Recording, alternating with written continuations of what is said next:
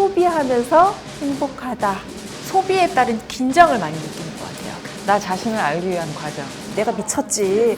내가 또 이런 짓을 했네.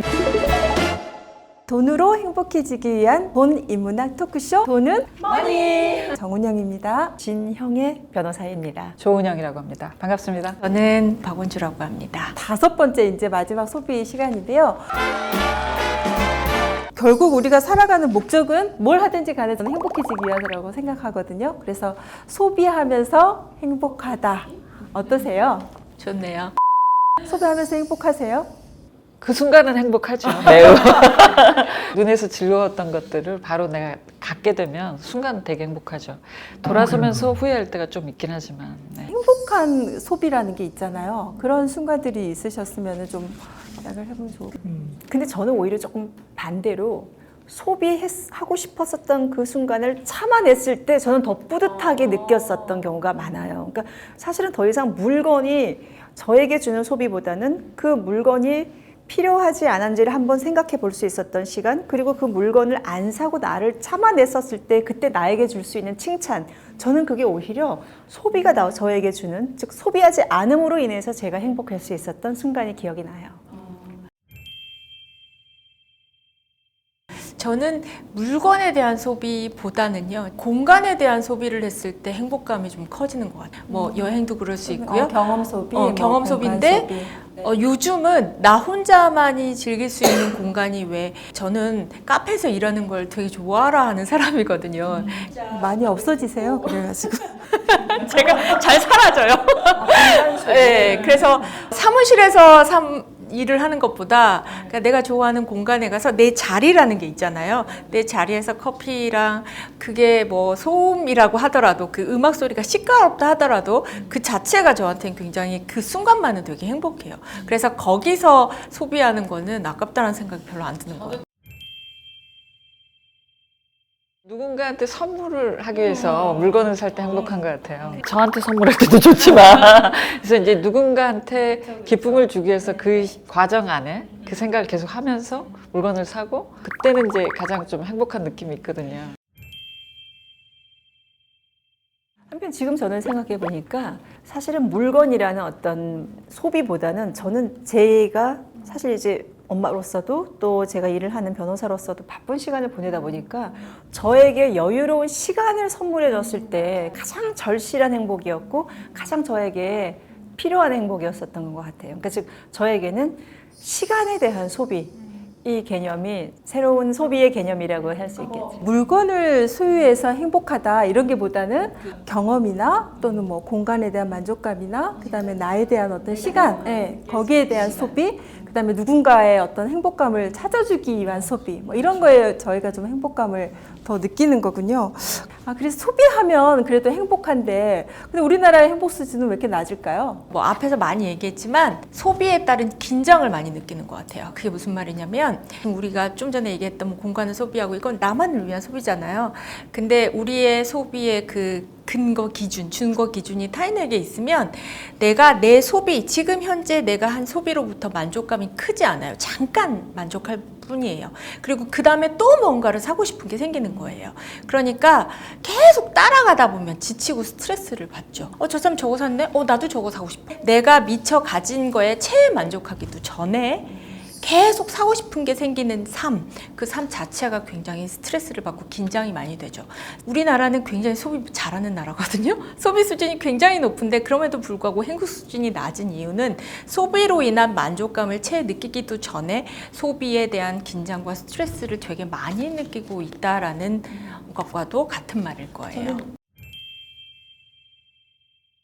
소비에 걸리는 고민의 시간의 양에 따라서 행복감의 양도 저는 비례한다고 생각해요. 한마디로 내가 이거를 사야 되겠다, 안 사야 되겠다 한 그 고민이 어느 정도 길수록 그것을 가졌을 때 내가 그 느끼는 행복감도 길어질 수 있지만, 가장 많은 후에는 충동 구매를 했을 때 그걸 충동적으로 구매를 하면 그거로 해서 되게 행복한 게 아니라 내가 미쳤지, 내가 또 이런 짓을 했네, 내가 왜 이렇게 바보스럽지, 그런 자기 발등을 찍는 후에는 소비에 대한 행복이 아니잖아요.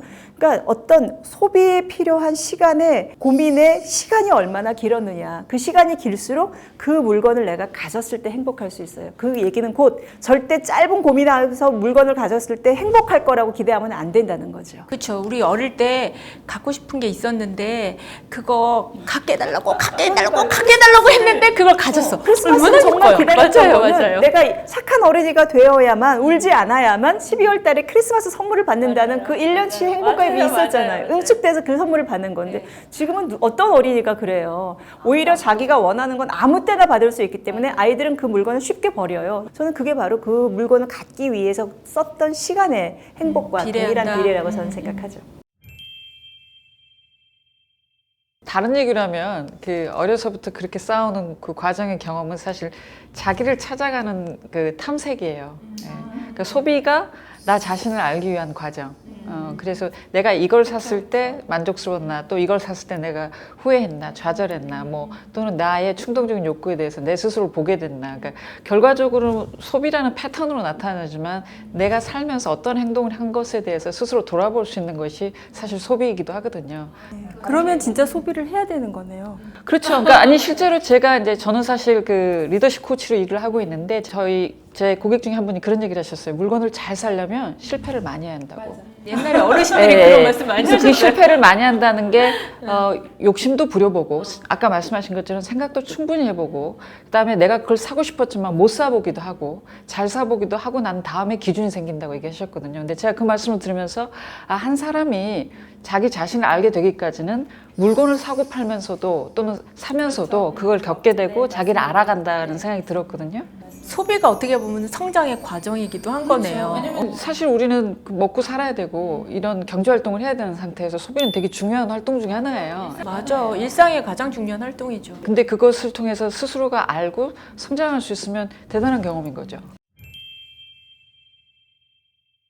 근데 사실은 그런 성장을 하려면 내가 이 소비가 실패한 소비인지 아니면 나에게 정말 행복감을 주는 성공한 소비인지를 곰곰이 따져볼 수 있을 정도의 피드백은 있어야 되는데 사실은 요새 대부분의 경우는 그냥 사서 갖는 그 순간 그 물건의 존재감은 나에게 더 이상 없어져 버릴 때가 많아요. 즉 그 얘기는 이 소비가 나에게 필요했는지 아니었는지를 잘 따져볼 만한 시간이 점점 없어지고 그냥 심지어는 그냥 소비를 위한 소비 그렇기 때문에 저는 물건도 사서 실패도 해보고 성공도 해봐야 된다는 것엔 동감하지만 과연 그 정도의 우리가 그 이후에 심사숙고할 수 있는 시간을 가질 수 있을까라는 그 점 때문에라도 저는 일단 물건에 대한 욕구를 얼마만큼 좀 오래 고민하는 사전의 고민이 필요한 것 같아요. 사후적 피드백보다. 그래서 소비라는 것이 사실은 내가 어떻게 앞으로 살아가겠다라고 하는 그런 결심이기도 해요. 소비 행위를 보면 난 어떤 식으로 살고 싶어, 어떤 의식을 갖고 살고 싶어 이런 것들에 대한 생각인 것 같거든요. 그래서 이제 그런 것들을 해가면서 자아를 알아가면서 행복감을 가지는 거군요. 예, 오늘 좀 소비에 대한 행위에 대한 다른 이야기들을 좀 들을 수 있었는데요. 소비하면서 나를 위한, 나만을 위한 행복한 소비의 방법 이런 것들을 저희들이 꼭 하나씩 생각해 봐야 되는 지금 중요한 어떤 이야기를 해주신 것 같아요. 나만을 위한 소비가 되게 중요한 것 같아요. 소비의 기준이 타인에게 있는 것보다는 나의 행복을 위한 소비면 그 일상의 활동들이 되게 즐거울 수 있잖아요. 그런데 사람마다 가치관이 다 틀리고 사람마다 중요하다고 생각하는 게 다 틀리기 때문에 요즘에 가치 소비 이런 얘기 되게 많이 하잖아요. 그 가치 소비는 사람마다 다 틀릴 거라고 생각해요. 내가 만약에 블루보틀에서 커피 마시는 게 되게 가치 있다고 생각하면 그게 가치 소비인 거고요. 또 어떤 사람은 나는 꼭 1년에 한 번씩 뭐 해외여행을 가야 된다. 그런데 돈 쓰는 건 안 아깝다. 그건 그 사람의 가치 소비인 거고요. 어떻게 보면 가치 소비라는 거는 내가 살아가고자 하는 방향과 맞게 소비하는 거. 근데 그 소비에서 굉장히 중요한 것은 그게 타인의 우우우 이끌려가는 게 아니라 그냥 내가 중요하다고 생각하는 거에 내가 돈을 쓰는 거. 그런 정신들은 좀 중요해져 가고 있고요. 그럴 필요가 있는 것 같아요. 네. 나에게 맞는 소비, 내가 행복할 수 있는 그 소비의 방법 이런 것들 찾아가는 길 이런 것들에 대해서 이야기를 또 재밌게 나눠봤다고 생각이 드네요. 자, 오늘 마지막 멘트는요, 우리 진형애 변호사님께서 해주시겠습니다.